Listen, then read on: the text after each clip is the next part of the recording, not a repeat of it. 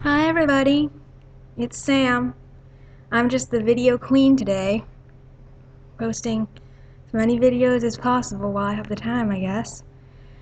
Since a lot of days I'm going to be at that day program.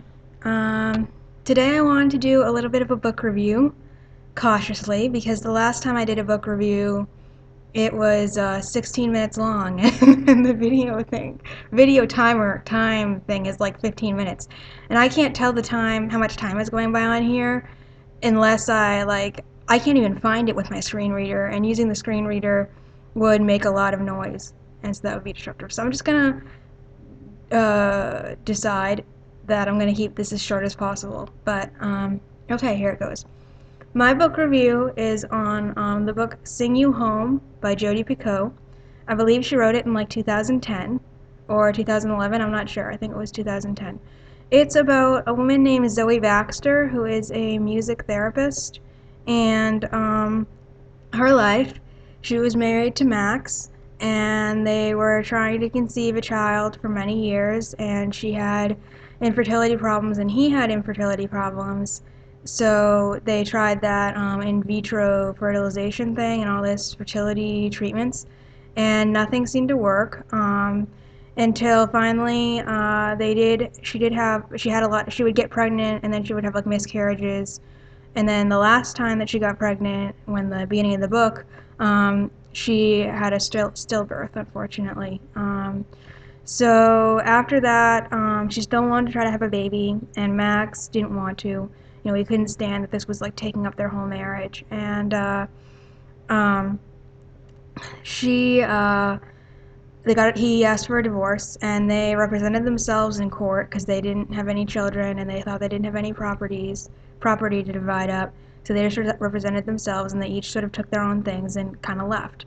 But there were 3 frozen embryos left from their in vitro treatments that got saved at the clinic and will become important later. But so they went along, and Max slipped into alcoholism and lived with his brother and her wife, his wife.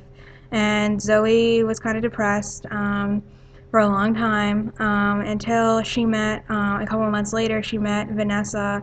They'd sort of known each other. Vanessa was a school counselor at the local high school where Zoe did music therapy with an autistic child. And they met at a public pool and realized they had a lot in common and became best friends.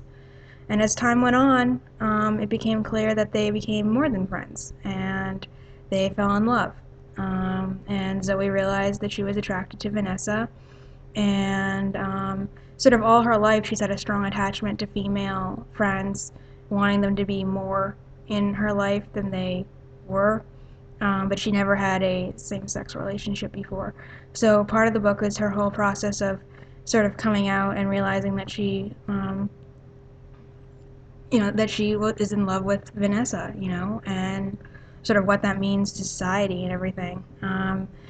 Meanwhile, Max gets saved from alcoholism by this Eternal Glory Church, which is a very fundamentalist Christian church that his brother and his wife belong to. And so, he gets involved in that. So Zoe and Vanessa get married, and they realize they want to have children.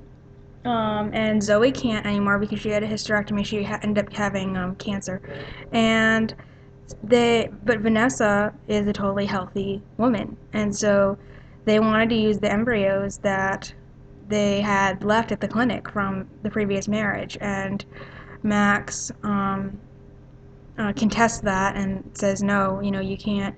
But he doesn't want them for himself. He wants them for his brother and his brother's wife, because they can't have kids either. His brother has the same genetic disorder or whatever for fertility.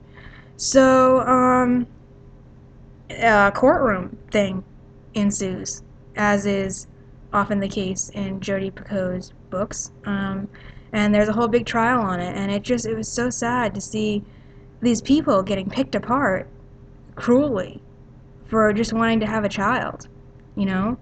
I mean, when you think about it, there are so many parents that, You know, so many parents that just have kids and uh, maybe not give them the best life. You know, there could be abuse or whatever going on, and yet they're not immediately picked apart right away when they want to have a child, just because they are heterosexual. You know, nobody questions them, and yet here these poor people are in court being totally torn apart and saying, "Oh, your life is sinful," and all this just for wanting children and wanting to have a family. I was kind of emotional today, but when I was listening to, the part in the book about, reporters coming and, you know, even to the local high school where Zoe was working, and Zoe was working with a very depressed and suicidal teenage girl, who it turns out we find out at the very end of their time together is possibly gay too. They come to the school and the reporters are just saying horrible things, and there's this protest where the pastor and his little groupies there, church people, are screaming about the Bible and, oh, this is sinful and blah, blah, blah. And a policeman is standing by and he doesn't do anything about it. And um, the girl Lucy happens to be the stepdaughter of the pastor, and so she ends up like tackling him, and Zoe takes her away, and they have a music therapy session, and Zoe sings "Alleluia" by Leonard Cohen when Lucy asks her to sing in order to just make all of this stop and calm Lucy down a little bit. And as she's singing, um, Zoe kind of is praying in a way, even though she doesn't really believe in God, and certainly, any belief that she had is tested after this experience, is praying about, this whole thing and how sad it is and how so many people just can't fit in our society and how they're being punished for it. And it was just really sad. It actually made me want to cry because it was just sad. Um, But I liked the book very much. I won't give away the ending because you guys probably want to read it. And if you have read it, you know how it ends. But there are other plot twists and things I left out because I don't want to spoil it for people that haven't read it. But I would recommend it. There are a lot of good sections. Blah, there are a lot of good sections on music therapy too, which I think is very interesting. And yeah, I think it's pretty cool. So I would definitely recommend this book. And if you want, comment on it. All right, thanks. Bye.